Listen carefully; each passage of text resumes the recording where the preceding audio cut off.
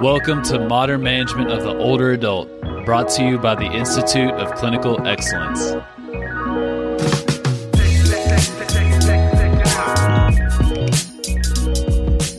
Hello, everyone, and welcome to the PT on Ice Daily Show. My name is Christina. I am one of the lead faculty within our Modern Management of the Older Adult division.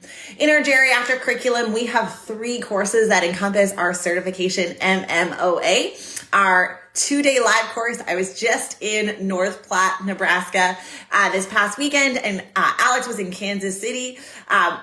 Incredible courses. We have a couple more that are coming up towards the end of 2022. We have one in Delaware. We have a course coming up in Alaska. So we have lots of fun courses if you want to hit us on the road.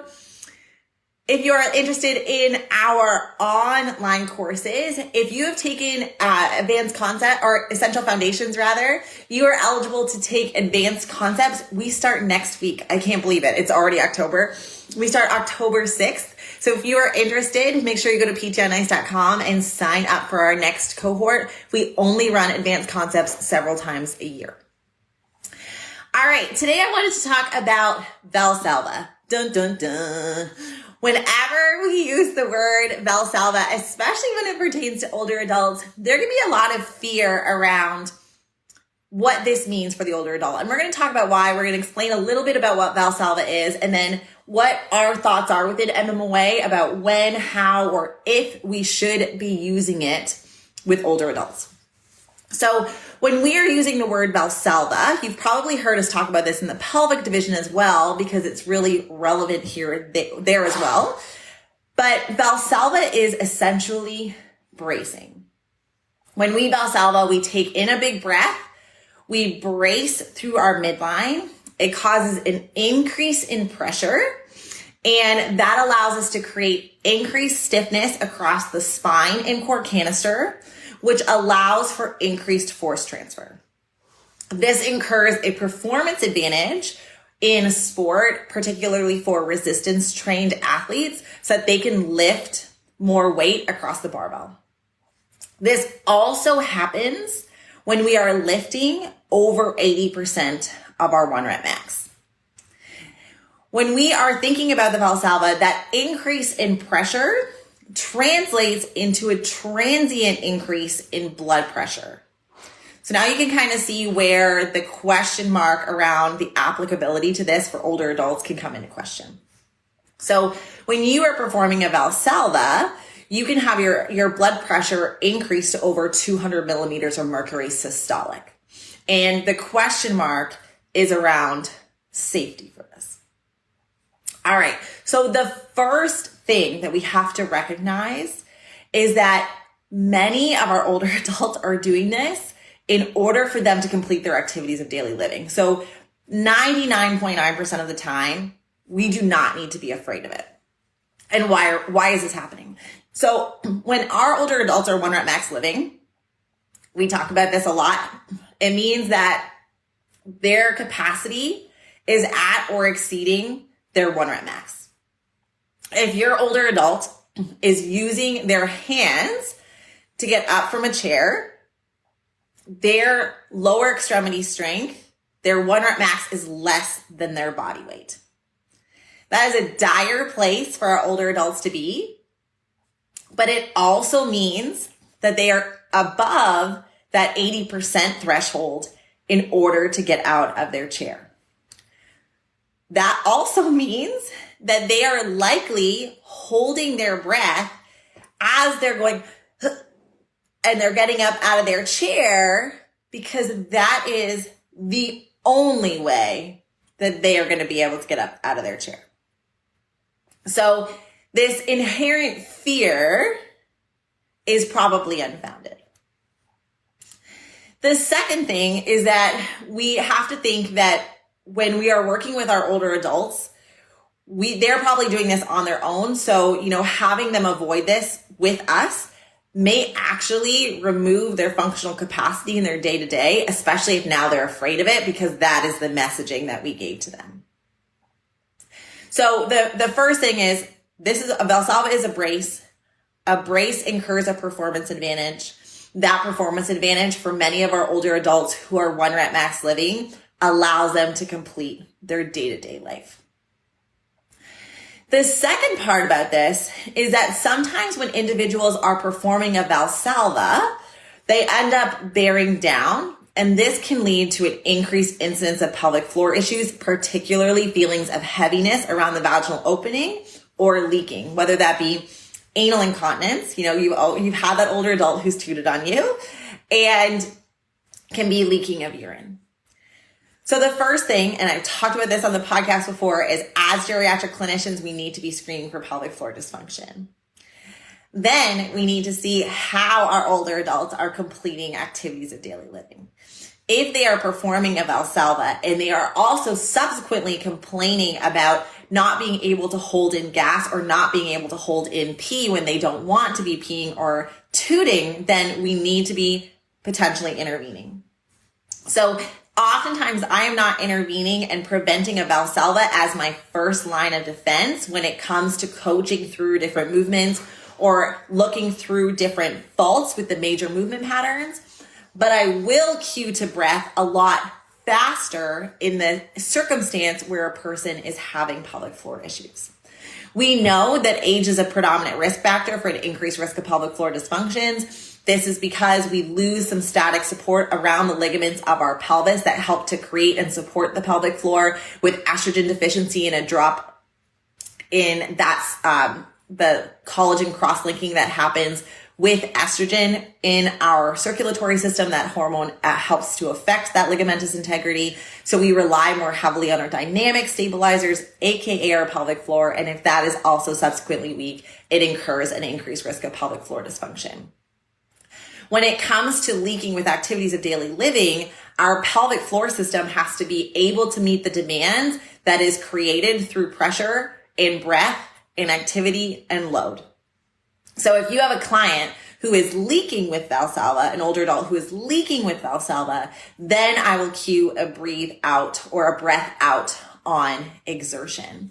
So that would be when I might prioritize it, because we know that leaking, anal or urinary incontinence, can be a major impactor for a person's health-related quality of life, as well as a barrier to getting them participating in exercise.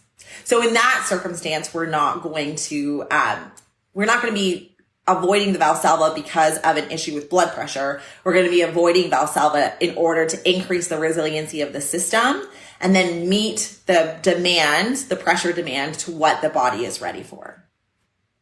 And then the third thing is, what do you think is, or is there a time where it would be advised that even if we're going to see a slight dip in function, that we are adamantly trying to avoid the Valsalva? This would be in a person, I might be a little bit quicker to trigger or work or coach through changes in breath manipulation to bring inner abdominal pressure down and subsequently drop blood pressure.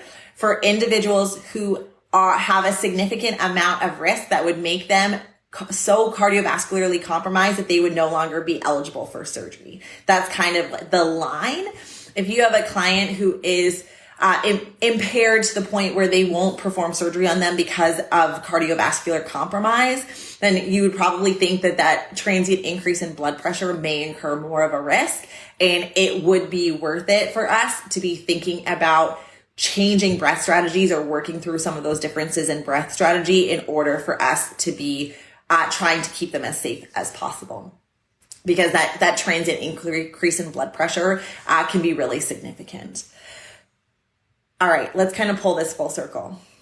Valsalva, it's how we brace. It allows us to increase pressure through the abdomen. This is something that helps with performance and physical function. Our older adults are oftentimes 1 rep max living. The demands of their day are at or exceeding their 1 rep max. What that means is they are going to be transiently performing a Valsalva when they get up from a chair, when they're going to the bathroom, when they are doing transfers or moving around in bed, because that stiffening that happens with the Valsalva is going to be the only way that they are going to generate enough force for them to be or continue to be independent. We need to increase the resiliency across that system, but we do not want to take away the management or the way that they are managing in order for them to be independent. That's number one. So if there isn't an issue, we're not going to prioritize taking away Valsalva because it is giving them a performance advantage that is allowing them to maintain their independence. There are two circumstances where we may be a little bit faster to start triggering or cueing around breath.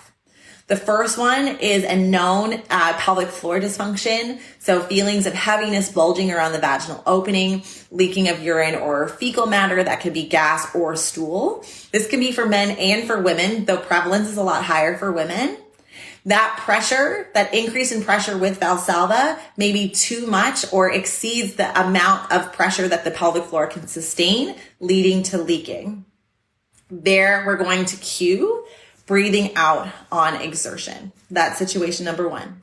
Situation number two is when there is a significant amount of cardiovascular compromise, whether that be a recent cardiovascular event, a recent cardiovascular surgery, or a significant amount of impairment that is leading them to not be a surgical candidate because of the degree of compromise.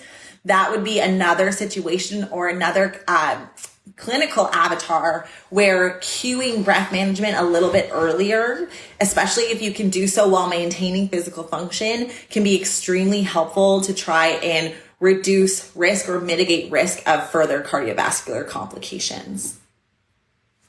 All right. That is my quick, I think this is probably the first time I've gotten through all my content that I wanted to get through before 15 minutes, but this is something that comes up almost every time that we teach MMOA live. And so I wanted to bring it up on the podcast. If you have any questions about the Valsalva maneuver, its safety or relevance with older adults, and when we would be cueing it, please let me know. If you are not yet signed up, I suggest that you sign up to MMOA Digest. It is a bi-weekly email list that we send research and resources to your inbox that are Geri specific. It goes out every second Friday. The next one goes out next week. So jump on board, go to ptonice.com/resources, and you can sign up for that list.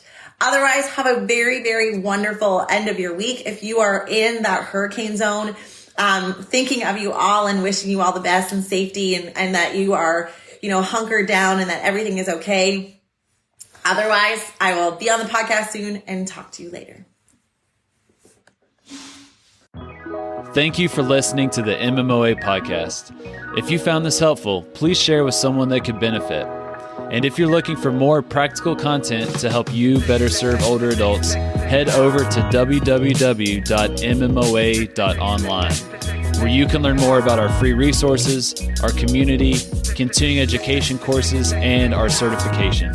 Once again, that's www.mmoa.online. Thanks for listening.